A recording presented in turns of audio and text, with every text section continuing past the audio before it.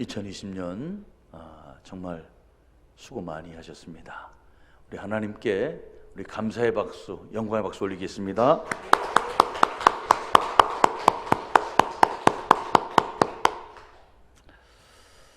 얼마 전에 제가 갑자기 등에 담이 결려서 굉장히 고생을 했어요. 며칠 동안 담이 결려서 이렇게 움직일 수가 없는 거예요. 움직일 수가 없는 거예요. 여러분, 힘들고 어려울 때 어떻게 표현하십니까? 아이고 힘듭니다. 이런 표현도 할 수 있을 거예요. 또 우리말에는 다양한 표현이 있어요. 엄청 힘듭니다. 무척 힘듭니다. 또 뭐가 있을까요? 상당히 힘듭니다. 말할 수 없이 힘듭니다. 아유, 어떤 게 제일 힘든 건가요? 그 가운데 어떤 게 제일 힘든 표현이에요? 참 의미는 아는데 참 어려워요. 그런데 요즘은 병원 가면 그래서 그런지 의사 선생님들도 이렇게 물어봐요. 자, 힘드시죠? 아프시죠? 근데 제가 이렇게 말씀드릴 테니까 한번 골라보세요. 1부터 죽을 것 같다 10. 그 가운데 몇 쯤 되십니까? 이렇게 물어봐요. 똑같은 말인데도 표현이 굉장히 어려워요. 그래서 우리가 10이 죽을 거라면 저는 한 7쯤 될 것 같습니다. 한 6쯤 될 것 같습니다. 뭐 이렇게 표현을 해야 그렇군요. 의사 선생님들이 알아듣는 것 같아요. 요즘 우리의 삶이 힘들다 그러는데 어느 정도 해당될까요? 어느 정도 해당될까요? 아마 이루 말할 수 없을 것입니다. 엄청 매우 아주 많이 힘듭니다. 표현할 수 있는 모든 것을 다 동원해서 그렇게 할 것입니다. 힘들지만 우리가 사회적 거리두기로 더 힘들어지지만 우리가 그래도 따르는 이유가 있어요. 지키는 이유가 있어요. 그게 뭘까요? 조금만 우리가 견디면 코로나 극복할 수 있고, 조금만 더 우리가 견디면 이것도 지나갈 것이다 라고 하는 그 희망 때문에 우리가 견디는 것 아닙니까? 조금만 있으면 백신이 들어온다 그러는데 그 백신이 들어오면 이 상황도 끝이 나겠지. 그러면서 견디는 거예요. 비단 코로나뿐 아니라 살면서도 우리가 힘들고 어려운 그 상황을 만나면 어떻게 견뎌냅니까? 그래, 내가 조금만 더 수고하면 우리 애들 그래 자리 잡을 수 있을 거야. 내가 조금만 더 수고하면 그래 우리 집안 그래 고비 넘어갈 거야. 내가 조금만 더 하면 좋아질 거야.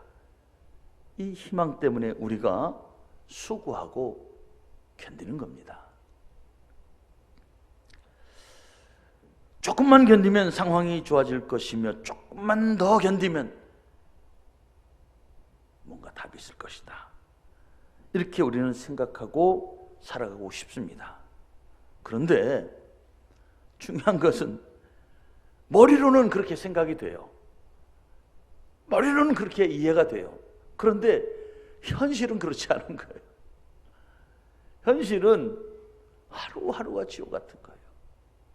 하루하루가 답답한 거예요. 아무리 내가 참고 아무리 내가 노력하고 아무리 내가 견디지만 도무지 답이 보이지 않는 거예요. 그게 문제라고 하는 거죠. 지금과 같은 어려운 상황에 우리는 어떻게 살아가야 할 것인가? 이게 우리의 늘 고민입니다. 쉽게 말하면 세상이 내 뜻대로 되지 않는다라고 하는 거죠. 세상이 내 뜻대로 되지 않기 때문에 힘들고 어렵다라고 말합니다. 이것이 바로 우리들의 현실이에요. 머리로는 이해가 되고 상황은 다 받아들이지만 막상 현실로는 답이 없어서 너무 힘들고 어려운 것, 이게 우리의 현실이고 우리의 실존이다라고 하는 거죠. 내 힘과 내 노력으로는 문제를 해결하고 상황을 극복해 보려고 하지만 안 되는 것, 이게 우리의 모습이라고 하는 것입니다. 그럼 어떻게 해야 하느냐? 이게 이제 중요한 거예요. 근데 이것 지금 우리만이 아니에요. 이것을 고민했던 많은 앞에 사람들이 있었습니다. 약 200년 전에도 키에르케고르라고 하는 그 철학자가 고민했어요. 그도 고민했습니다. 똑같이 고민했어요. 그래서 우리가 어떻게 해야 되느냐라고 하는 거예요. 키에르케고르는 이렇게 말했습니다. 하나님을 바라봐야 합니다. 이게 답이라고 하는 거예요. 그래서 현실적으로는 답이 없고 아무리 노력해도 답이 없는 우리 인생, 우리의 존재인데 우리가 어떻게 살아야 합니까? 그래서 그는 말합니다. 그래서 하나님을 바라봐야 합니다. 라고 하는 거죠. 아픈 칠흑같이 어둡고 답답하지만 그런데 그 속에서 끊임없이 우리를 향하여 내밀어 주시고 그리고 만져주시고 그리고 세워주시고 붙잡아 주시는 그 하나님의 손길을 의지하라. 이것을 우리에게 말하고 있어요. 바울은 일찍이 이것을 우리에게 말하고 있습니다. 우리 16절의 말씀을 한번 같이 볼까요? 같이 읽습니다. 시작. 그러므로 우리가 낙심하지 아니하노니 우리의 겉사람은 낡아지나 우리의 속사람은 날로 새로워지도다. 아멘. 그래서 바울은 일찍이 말했습니다. 그러므로 어떻게 살아가야 합니까? 첫째, 낙심하지 마세요. 이렇게 말해요. 우리가 낙심하지 않습니다. 이렇게 말해요. 낙심이라고 하는 말은 이겁니다. 앞을 보지 못하게 하는 거예요. 앞을 보지 못하게 하는 게 낙심이에요. 미래를 향하여 나가지 못하게 하는 게 낙심이에요. 민수기 32장에 보면 이스라엘 백성들이 가나안을 정복하려고 막 모세를 대장 삼아서 막 합니다. 그리고 이제 요단강만 건너가면 가나안 땅에 들어가는 거예요. 그 요단강 동편에 딱 서 있습니다. 그때 루벤과 갓 지파가 모세에게 찾아옵니다. 루벤과 갓 지파는 특별히 목축업을 잘하는 그런 지파였어요. 그런데 그들이 모세를 찾아온 이유가 있었어요. 지금 서 있는 요단강 동편, 다시 말하면 가나안에 아직 들어가기 전인데 그 동편에 보니 너무 초지가 많은 거예요. 풀밭이 많은 거예요. 자기들이 잘하고 있는 그 목축업에 딱 좋은 땅인 거예요. 그래서 모세에게 찾아와서 이렇게 청탁합니다. 요즘 말로 하면 김영란법에 걸리는 건데 부탁하는 거죠. 이 땅을 우리에게 좀 주십시오. 그리고 우리는 여기에 머물게 해 주십시오. 이렇게 부탁을 하는 거예요. 그때 모세가 이렇게 말합니다. 너희가 우리를 또 낙심하게 하는구나. 이렇게 얘기를 해요. 또 낙심하게 하는구나. 이게 무슨 말인가요? 너희의 조상들이 이전에 내가 가나안을 정탐하고 와서 보고하라고 했을 때 너희의 대표들이 가서 보고 와서는 이렇게 말하지 않았느냐? 우리 거기 못 들어갑니다. 거기 있는 사람들은 엄청 큽니다. 그 성읍이 엄청 견고합니다. 우리가 거기 가면 살 수가 없습니다. 좋은 땅인데 우리는 갈 수가 없습니다. 네가 그렇게 얘기해서 얼마나 많은 백성들이 낙심하고 힘들어하고 좌절할 뻔했느냐? 그런데 너희들 지금 또 그 짓 하고 있구나 라고 하는 거예요. 요단강만 건너가면 하나님이 우리에게 주신 약속의 땅인데 다들 거기에 들어가려고 지금 허리띠를 졸라매고 있고 가면 만날 수많은 원주민들과 싸울 그 준비를 하고 있고 거기서 내가 견뎌내려고 다짐을 하고 있는데 너희들은 뭐라고? 여기에 머물러서 여기에 정착해서 여기에 주저앉아 버리겠다고? 모세는 이것을 이렇게 말합니다. 여호와께 범죄하지 말라. 이렇게 얘기를 해요. 낙심하게 하는 것 범죄라고 하면서 말을 합니다. 목표를 잃어버리게 하고 앞날을 향하여 나아가지 못하게 하는 이것이 바로 낙심이라고 하는 거예요. 여러분, 낙심을 주의해야 합니다. 오늘 낙심이라고 하는 말은 헬라어로 에크카케오라고 하는 말입니다. 약해지다라고 하는 말이에요. 약해지다. 그런데 이거요, 약해지지 마십시오. 약해지면 안 돼. 이거예요. 약해지면 안 돼. 용기 잃으면 안 돼. 이 얘기를 하는 거예요. 이 얘기. 초대교회 성도들은 예수 믿는 것 때문에 엄청난 핍박을 받았어요. 예수 믿는 것, 교회 다니는 것 때문에 핍박을 받았어요. 가족들로부터도 왕따를 당합니다. 이웃들에게 막 무시를 당하고 욕을 먹는 거죠. 제가 이스라엘에 잠깐 있는 동안에 제가 머물고 있는 그 집에 그 이스라엘 유대인이 살았어요. 근데 이분이 미국인 유대인이에요. 이분이 예수를 믿고 목사가 되신 분이에요. 그분이 집을 얻어서 사는 거예요. 그런데요, 이것을 알고 유대인들이 거기다 막 벽에다가 막 페인트로 와서 막 글을 쓰고 막 돌을 던지고 그래요. 그걸 변절자라고 막 써놔요. 변절자로. 동네 사람들이 막 변절자로 써놓은 거예요. 지금도 그런데 그 당시에 어떻게 했어요? 얼마나 많은 이웃들이 괴롭히는지 몰라요. 그리고 사회적으로 얼마나 많은 불이익을 당하는지 모릅니다. 심지어는 붙잡혀 죽임을 당하지도 않습니까? 죽임을 당하기도 하지 않습니까? 초대교회 성도들은 예수 믿는 것 때문에 막 죽어나가는 거예요. 그러니까 자연스럽게 어떤 사람들이 생기겠어요? 믿음이 약한 사람들은 흔들리는 거죠. 믿음이 부족한 사람들은 떠나는 거예요. 배교하는 거예요. 배교하는 거예요. 여러분, 신앙을 저버리는 사람을 보면서 또 어떤 마음이 들겠어요? 나도 흔들리는 거예요. 나도 흔들리는 거. 저 사람이 흔들리니 나도 흔들리는 거예요. 그래서 바울은 말합니다. 용기 잃지 마십시오. 낙심하지 마십시오. 어떻게든 견뎌보려고 하는데, 어떻게든지 살아보려고 하는데 옆에서 막 무너지는 것을 보니까 용기를 자꾸 잃게 되는 거예요. 낙심하지 말라고 하는 거예요. 본문의 배경이 되는 고린도 교회도 마찬가지입니다. 교회가 막 힘들어졌어요. 바울이 고린도 교회를 세우고 이제 떠나갑니다. 다른 또 선교를 위해서 바울이 떠나갑니다. 그랬더니 그 가운데 파당이 생기는 거예요. 파당. 우리 오늘 집사님 기도하신 것처럼 교회 안에서도 갈라지는 거예요. 교회 안에서도 갈라져서 서로 막 싸우고, 교회 안에서 갈라져서 서로 막 반목하는 거예요. 그 틈바구니를 누가 들어오겠어요? 이단이 들어오는 거예요. 여러분 잘 아셔야 돼요. 우리가 싸우면 이단이 들어옵니다. 나라가 분열되면 적이 들어오는 거예요. 대한민국이 분열되면 공산당이 들어오는 겁니다. 꼭 기억해야 합니다. 바울은 말합니다. 어떤 고난과 고통이 있다 할지라도 낙심하지 말라. 나도 고통을 많이 당했지만 끝까지 인내하고 하나님을 바라보며 믿음으로 살라. 그러면 승리한다 말하는 것입니다.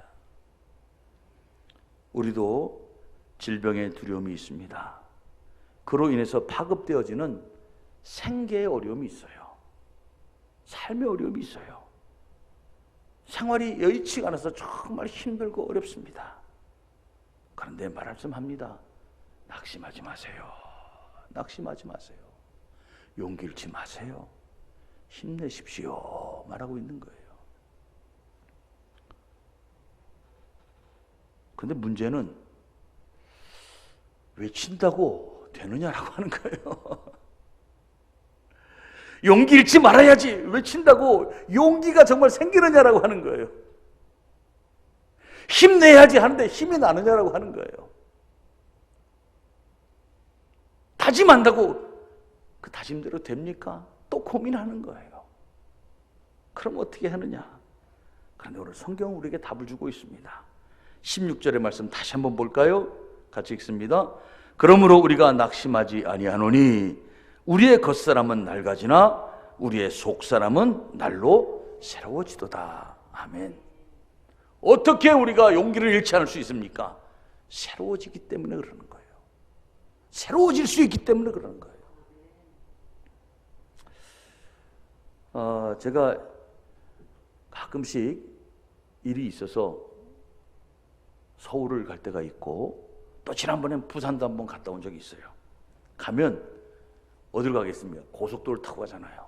이 순천이 참 좋은 게 이 고속도로가 잘 연결되어 있어요. 북으로도 동서로도 저 밑에 여수 쪽으로도 아주 잘 되어 있어요. 저는 고속도로를 타고 가면 나름대로 즐기는 것이 있어요. 휴게소에 들려서 우동 한 그릇 즐기는 거 굉장히 좋아합니다. 휴게소에 딱 들려서 별로 비싸지 않잖아요. 그것도 기본 우동. 조금 더 사치를 부리면 유부 우동 있잖아요. 딱 먹고 뜨끈한 국물 한 걸 쫙 들이키면 정말 기분 좋아요. 이 밖에는 그런 거 잘 사 먹기가 어려워요. 왜냐하면 너무 싸고 너무 이렇게 간편해서 밖에서는 그런 거 안 팔죠. 돈이 안 되니까. 오히려 고속도로 가야 먹을 수 있는 거예요. 그리고 커피 한 잔 먹고 잠깐 쉬었다 가는 것 참 재미가 좋습니다. 요즘은 휴게소마다 그런데요, 볼 것도 많아요. 특징 있는 휴게소들이 있어서 가면 보고 또 나름대로 즐길 것들이 있습니다. 그런데 여러분, 휴게소로 가는 것, 쉬었다 가는 곳입니다. 그런데 쉬었다 간다고 하는 그 의미가 뭘까요? 나는 쉬기만 했습니다. 잠깐 멈춰서 쉬기만 했습니다. 그런데 놀랍게도 거기서 충전이 돼요. 힘이 나요. 거기서 새 힘이 생겨요. 다시 나아갈 수 있는 어떻게 해요? 뭔가 활력을 얻어요. 쉼이란 게 뭘까요? 멈춘다고 하는 거예요. 멈춘다고 하는 게 뭘까요? 여러분, 멈추기 때문에 내가 뒤처지고, 멈추기 때문에 끝이 나고, 멈추기 때문에 더 이상 발전이 없다. 꼭 그런 건 아닙니다. 때로는 쉼이라고 하는 것, 그 쉼 자체가 우리에게 충전이 되는 거예요. 쉼 자체가 우리에게 위로가 되는 거예요. 쉼 자체가 우리에게 새로운 출발을 위한 아주 중요한 디딤돌이 되는 것입니다. 먼 길을 가는 사람일수록 휴게소를 꼭 들릅니다. 먼 길을 가는 사람일수록 휴게소 들려서 저처럼 잠깐 쉬기도 하고 차도 한잔하고, 그리고 먼 길을 가는 사람은 또 거기서 정비하잖아요. 타이어는 이상이 없는가? 기름은 문제가 없는가? 차에 이것저것 살피면서 노련한 운전기사는 거기서 또 다시 한번 자기를 정비합니다. 여러분, 성경에는 이 쉼을 굉장히 중요하게 말씀합니다. 이것이 바로 안식이에요. 하나님께서도 창조하실 때 6일 동안 열심히 만드십니다. 그리고 마지막 안식을 통하여 완성하시는 거예요. 쉼은 여러분 끝이 아닙니다. 완성입니다. 완성. 하나님께서도 제7일을 안식하라고 말씀하셨습니다. 심지어 땅도 쉬어야 합니다. 여러분, 레위기 25장 3절 4절의 말씀을 제가 보겠습니다. 너는 6년 동안 그 밭에 파종하며 6년 동안 그 포도원을 가꾸어 그 소출을 거둘 것이나 일곱째 해는 그 땅이 쉬어 안식하게 할지니 여호와께 대한 안식이라. 너는 그 밭에 파종하거나 포도원을 가꾸지 말라. 이렇게 말씀합니다. 심지어 여러분, 우리만 쉬는 것이 아니에요. 누구도 쉬어요? 땅도 쉬어야 되는 거예요. 땅도 쉬어야 되는 거예요. 더 나아가서 여러분, 출애굽기 21장 2절의 말씀을 볼까요? 내가 히브리 종을 사면 그는 6해 동안 섬길 것이요 7째 해에는 몸값을 물지 않고 나가 자연이 될 것이다. 아멘. 심지어 종도 노예도 6년 동안 하고 나면 7년째는 어떻게 풀어주라고 하는 거예요. 쉼을 가져야 한다고 하는 거예요. 굉장히 중요한 거예요. 여러분, 쉼, 안식, 멈춤, 여러분, 이건 실패가 아닙니다. 이것은 좌절이 아닙니다. 이것은 끝이 아닙니다. 잘만 우리가 쉬면 새로운 것을, 미래를 향하여 나아갈 수 있는 놀라운 디딤돌이 될 수 있다고 하는 거예요. 그 새로운 충전이 될 수 있다고 하는 거예요. 우리는 본의 아니게 쉬고 있습니다. 본의 아니게 쉬고 있어요. 할 수 없이 쉬고 있습니다. 그런데 여러분, 우리말에 그런 거 있잖아요. 넘어진 김에 어떻게 해요? 쉬어가라. 엎어진 김에 쉬어가는 거예요. 하나님께서 우리에게 좀 돌아보라고, 하나님께서 우리에게 다시 한번 충전하라고 우리에게 이렇게 주시는구나. 지금 선교사로 나가 있던 많은 분들이 코로나로 인해서 한국에 다시 돌아와 계신 분들이 많이 계세요. 제 주변에도 그런 분들이 많이 계십니다. 그런데 그분들이요, 와서 그냥 손 놓고 있는 게 아니더라고요. 여기서 쉬면서 그동안 해외에 나가서 열심히 선교사 활동했는데 이제 들어와서 쉬면서 그분들이 새로운 것을 충전하는 거예요. 그 중에 한 분은 저한테 커피를 배우고 있대요. 커피. 요즘 커피 워낙 세계적으로 열풍이니까 한국이 또 이 커피에 또 엄청난 있지 않습니까? 그러니까 들어온 김에 바리스타 교육을 받고 있겠다라고 하는 게 바리스타 교육. 몇 달 동안 나서 커피를 막 배우고 막 하는 거예요. 아주 거기는 멋있는 영적인 의미도 있어요. 잘 부서지고 잘 갈리고 잘 성령의 불로 태워지면 거기에는 아름다운 향기가 납니다. 그러면서 또 커피를 가지고 복음을 위하여 멋지게 또 이렇게 변화시키는 그런 말씀도 준비하더라고요. 굉장히 은혜가 되는 것 같아요. 또 어떤 분은 포크레인 기술을 배워가지고 간대요. 가서 현지에 가서 좀 그런 도움을 하려고. 우리 성도님들도 아마 본의 아니게 가게 문을 닫는 분들도 있을 것이고 그런 분들 있을 거예요. 제가 드림교회 부임하기 전에 잠깐 쉴 때 저는 목회를 잠깐 안식일을 하지 않았습니까? 몇 개월 동안. 그때 저는 큰 충전의 시간을 가졌어요. 저도 똑같은 이 시간 주일날 예배를 늘 인도했기 때문에 다른 교회에 대해서 사실은 가볼 시간이 없었어요. 근데 잠깐 쉬니까 가볼 수가 있는 거예요. 그래서 나름대로 많은 성도들이 은혜 받는 교회들 찾아간 거예요. 그래서 가서 예배도 드리고 말씀도 듣고 이런 교회는 이렇게 하나님 앞에 예배하고 또 이런 교회는 이렇게 하니까 성도들이 많이 모여서 은혜를 받는구나. 나름대로 가서 많은 것을 보게 됐어요. 저한테는 그 몇 개월이 정말 소중한 시간이었어요. 소중한 시간이었어요. 본의 아니게 문 닫았으면, 우리 사랑하는 성도님들 중에 본의 아니게 내 매장에 문을 닫았으면 다른 매장 한번 가보는 거예요. 이번 기회에. 다른 매장은 어떨까? 한번 가보는 거예요. 다른 식당은 어떨까? 다른 집은 어떨까? 다른 기업은 어떨까? 다른 사람은 어떻게 살까? 평소에는 내가 내일 열심히 하고 열심히 달려오느라 미처 가보지 못했지만 이번 기회에 어차피 넘어졌으면, 어차피 쉬어간다면, 어차피 멈췄으면 이것을 잘 활용하면 오히려 훨씬 더 큰 디딤돌이 될 수도 있다라고 생각하는 거예요. 사랑하는 성도 여러분, 우리는 쉼에 대해서, 멈춤에 대해서 너무 두려워할 필요가 없다라고 하는 거죠. 오히려 그 속에서 새로워질 수 있는 좋은 시간, 좋은 기회가 될 수 있다라고 하는 것입니다. 새로워지는 또 하나의 방법이 있다면 변화입니다. 변화입니다. 오늘 성경은 우리에게 답을 주고 있습니다. 다시 한번 읽겠습니다. 우리의 겉사람은 낡아지나 우리의 속사람은 날로 새로워지도다. 아멘. 변화란 게 뭘까요? 변화는 나아지는 것이 변화입니다. 거꾸로 가는 것은 변화라고 하는 것이 아니에요. 우리가 변화라고 말을 할 때는 더 나아지기 위해서 나아가는 것을 변화라고 말하는 거예요. 그런데 말합니다. 우리의 겉사람은 변화되는 것이 아닙니다. 낡아진다라고 하는 거예요. 낡아진다라고 하는 것. 어떻습니까? 아무리 돈을 들이고 그래서 막 뜯어 고치고 막 갖다 주사를 맞고 막 땡기고 갖다 붙이고 해도 어떻게 해요? 나이는 못 속이잖아요. 나이는 못 속이잖아요.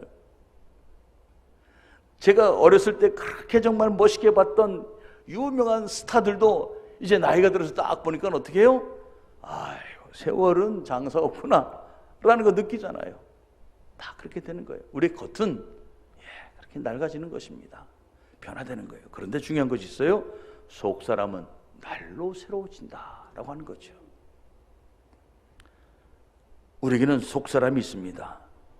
하나님을 알기 전에 우리의 모습이 겉사람이요, 그런데 주님을 알고 난 후에 우리 속에는 하나님의 자녀로서 새롭게 태어난 내가 있다라고 하는 거예요. 그게 바로 속사람입니다. 예수를 믿고 새롭게 태어난 그게 바로 나의 속사람이에요. 예수님을 구세주로 영접함으로 우리는 하나님의 자녀로 새롭게 태어난 것입니다.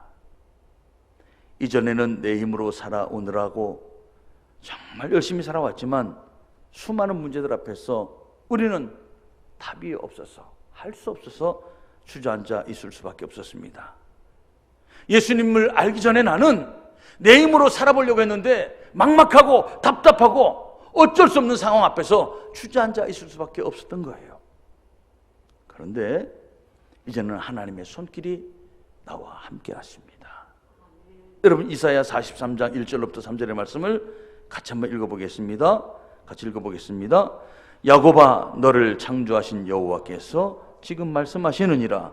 이스라엘아, 너를 지으신 이가 말씀하시느니라. 너는 두려워하지 말라. 내가 너를 구속하였고 내가 너를 지명하여 불렀나니 너는 내 것이라. 네가 물 가운데로 지날 때 내가 너와 함께 할 것이라. 강을 건널 때 물이 너를 침몰하지 못할 것이며 네가 불 가운데로 지날 때 타지도 아니할 것이요 불꽃이 너를 사르지도 못하리니 대전하는 여호와 내 하나님이요 이스라엘의 거룩한 이요 내 구원자임이라. 내가 애굽을 너의 속량물로 구스와 스바를 너를 대신하여 주었노라. 아멘. 아멘. 예. 하나님의 손길이 우리와 함께합니다. 하나님의 은혜가 우리와 함께합니다. 그래서 여러분, 우리의 속사람의 새로움을 위해서 우리가 노력해야 하는 거예요. 우리의 속사람이 새로워짐을 위해서 우리가 그렇게 변화해야 하는 거예요. 저는 우리가 어쩔 수 없이 멈춰 있기 때문에 이 시간을 영적으로 충전할 수 있는 기회로 좀 삼았으면 좋겠어요. 예전에는 이 예배당에 딱 갇혀서 우리가 신앙생활을 했기 때문에 설교도 우리 드림교회 설교만 들었을 거예요. 근데 이제는 그렇지 않잖아요. 그러죠? 여러분, 우리 교회 성도님들 그러지만 다른 교회 성도들도 똑같아요. 이제는 전 세계에 있는, 정말 평소에 내가 한번 이야기로만 들었던 목사님들의 설교를 유튜브를 통해서, 인터넷을 통해서 얼마나 많이 들을 수 있는지 몰라요. 저는 기꺼이 추천합니다. 기꺼이 추천해요. 우리가 여기 있기 때문에 가보지 못하는 그 유명한 교회들, 또 많은 성도들이 은혜 받고 있는 교회들, 여기 있기 때문에 가보지 못하는 그 교회들, 이제는 그 문명의 이 길을 통해서 들어보는 거예요. 그리고 은혜를 사모하는 거예요. 은혜를 받는 거예요. 여러분, 그런 은혜의 시간이 좀 되었으면 좋겠어요. 여러분, 그냥 넘어졌으니 그냥 퍼질러 자는 것이 아니라, 엎어졌으니 그냥 주저앉는 것이 아니라, 넘어졌지만, 쉬어갈 수밖에 없지만, 멈춰설 수밖에 없지만, 이 시간 내가 영적으로 속사람이 새롭게 변화되는 기회가 되게 하옵소서. 그런 기회를 좀 삼았으면 좋겠어요. 말씀도 많이 듣고요, 말씀도 많이 읽고요, 그랬으면 좋겠어요.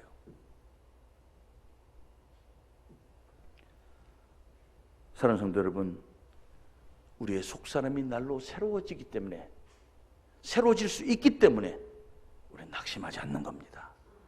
그런데 새로워지지 못하고 변화되지 못하고 우리의 속사람이 침체되면 어쩔 수 없이 낙심하는 거예요.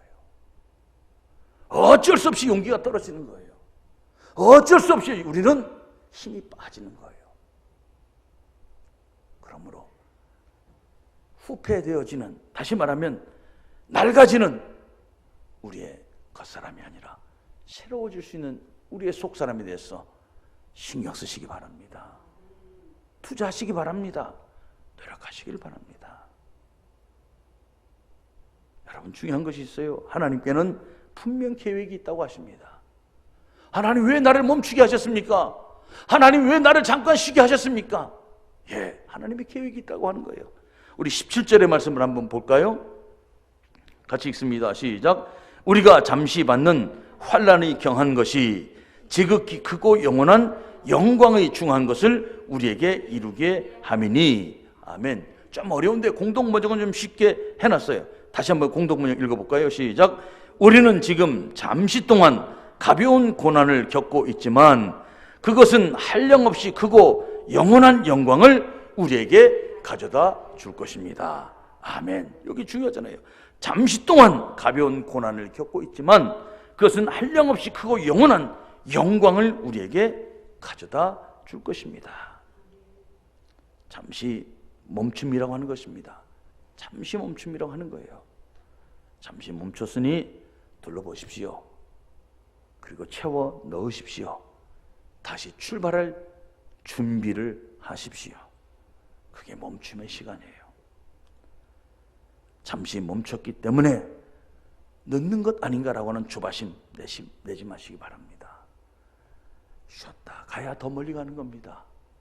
쉬었다 가야 더 오래 가는 겁니다. 쉬었다 가야 더 힘있게 갈 줄로 믿습니다. 이제 우리가 주목할 것이 있습니다. 18절의 말씀입니다. 같이 읽습니다. 우리가 주목하는 것은 보이는 것이 아니요 보이지 않는 것이니 보이는 것은 잠깐이요 보이지 않는 것은 영원함이라. 아멘. 자, 우리가 주목해야 할 거예요. 다시 내가 달리게 된다면 이제는 어떻게 살아가야 할 것인가? 다시 내가 힘을 내서 출발하게 된다면 이제는 어떻게 살아가야 할 것인가? 우리가 주목해야 할 것이 있다고 하는 거예요. 보이는 것이 아닙니다. 보이지 않는 것이니 보이는 것은 잠깐이요 보이지 않는 것은 영원합니다. 중요한 거예요. 주목! 우리 학교 다닐 때 선생님들이 많이 그랬어요. 요즘도 그렇게 하는지 모르겠어요. 우리 선생님, 성도님 오셨으면 오늘 좀 물어볼 텐데 성도님들이 우리 학교 선생님 하시는 분들이 오늘 못 오시니까 옛날에 우리 그랬어요. 학교 다닐 때 선생님이 막 떠들면 주목 주목 그랬어요. 학교에서만 들은 게 아니라 군대 갔더니 더 많이 들어요. 주목! 그러면 촥! 앞에 선 사람에게 시선을 다 모아 봅니다. 맞습니다. 헬라어로 주목이란 말은 스코페오라고 하는 말입니다. 스코페오. 이렇게 주의하여 바라보다 라고 하는 거예요. 주의하여 바라보는 거, 이게 주목이에요. 그런데 무엇을 주목하느냐? 보이는 것 말고 더 중요한 것이 있다. 보이지 않는 것, 영원한 것, 여기에 주목하라 라고 하는 거예요. 한번 말씀드렸는지 모르겠습니다. 하비 콕스가 쓴 예수 하버드에 오다라고 하는 책이 있어요. 예수 하버드에 오다. 이게 무슨 말인가요? 원래 하버드 대학이 목사를 양성하기 위하여 세운 학교입니다. 목사를 양성하기 위해 세운 학교예요. 그런데 오랜 역사를 지나면서 학교가 발전합니다. 많은 것이 생겼어요. 많은 확장이 되었습니다. 그러다 보니까 세월이 지나면서 본래 취지를 잃어버린 거예요. 그러면서 종교적 의미를 자꾸 벗어나게 되었습니다. 왜요? 학교가 유명해지고 출신들이 뛰어난 사람들이 많으니까 그들이 후원해 주는 것, 그들이 갖다 주는 그 돈이, 재정이 넉넉한 거예요. 넉넉한 거예요. 명문대학으로서 세계적인 이름을 막 드높이고 있는 것입니다. 그러다 보니까 야, 우리 학교가 너무 기독교적으로 이렇게 좀 이렇게 편중된 거 아니야? 이런 생각을 하게 되는 거예요. 그러니까 꼭 그런 사람 있잖아요. 벗어버리자고. 이제 교회도 없어도 된다고. 우리 종교를 벗어나야 더 큰 우리가 세계로 나갈 것 같다고. 이런 사람들 있잖아요. 그래가지고 정말 학교에서 커리큘럼 속에서 그리고 카탈로그에서 예수의 이름, 기독교적인 정신들이 다 빠져나가게 되었습니다. 그리고 자기들은 학문에 전념하겠다고 외쳐대는 거예요. 그리고 종교의 문제, 윤리의 문제, 신학의 문제를 도외시했습니다. 그런데 문제가 발생한 거예요. 그 후 하버드 대학 졸업생들이 그 엄청난 범죄에 연루되기 시작하는 거예요. 하버드 대학 사람 출신들이 돈은 많이 벌고 이름은 높아졌는데 그들이 온갖 못된 범죄에 자꾸 연루되는 거예요. 그러자 다시 그 출신들 속에서 돌아보는 각성운동이 생긴 거예요. 우리가 다시 돌아가야 합니다. 그래서 1980년대부터 하버드 대학의 윤리적 사유라고 하는 과목이 신설되게 되었고, 그 첫 번째 강의를 하비 콕스가 맡게 된 거예요. 그분이 쓴 책이 바로 그때 강의한 내용입니다. 예수 하버드에 오다라고 하는 거예요. 돈도 넘치고 이름은 높아져 가는데 정작 예수가 없는 하버드는 오히려 세상에 비난거리가 되고 조롱거리가 되고 빛이 되지 못하고 소금이 되지 못하더라라고 하는 거예요. 이게 그 책에 나오는 내용입니다. 그리고 말합니다. 우리는 다시 예수님을 따라가야 합니다. 예수님을 쫓아야 합니다. 라고 하는 거죠. 여러분, 힘드니까 손에 잡히는 것 주목할 수 있어요. 당장 먹고 살아야 하니까 거기에 우리가 관심이 많이 갈 수 있습니다. 바울은 말합니다. 아닙니다. 더 큰 것을 보십시오. 더 영원한 것을 보십시오. 그것이 바로 우리 예수님입니다. 우리가 주목해야 할 것, 우리 예수님입니다. 그분의 말씀, 복음을 가지고 살아가는 것이 바로 우리가 되어야 합니다. 라고 하는 거죠. 사랑하는 성도 여러분, 우리가 무엇을 주목해야 합니까? 무엇을 바라보고 살아야 합니까? 잠깐 멈춤 때문에 흔들렸다면 다시 한번 정비합시다. 잠깐 멈춤 때문에 고민이 있었다면 다시 한번 생각해 봅시다. 그리고 올 한 해 잘 마무리하면서 하나님, 잠시 받는 이 고난을 통해서 나에게 더 큰 역사를 계획하신 줄로 믿사오니 하나님, 내가 흔들리지 않고 보이는 것에 매이는 것이 아니라, 보이는 것에 내가 빼앗기는 것이 아니라 더 영원한 것을 바라볼 수 있도록 나를 새롭게 하여 주시옵소서. 이렇게 해야 할 것이에요. 이렇게 해야 할 것이에요. 코로나로 인해서 멈춰서서 보니 지금까지 열심히 달려온 길에 대해서 여러 가지 이야기들이 나오고 있습니다. 그 중에 많은 이야기는 반성의 이야기입니다. 우리는 2020년 마지막 주를 보내며 이런 생각이 들어요.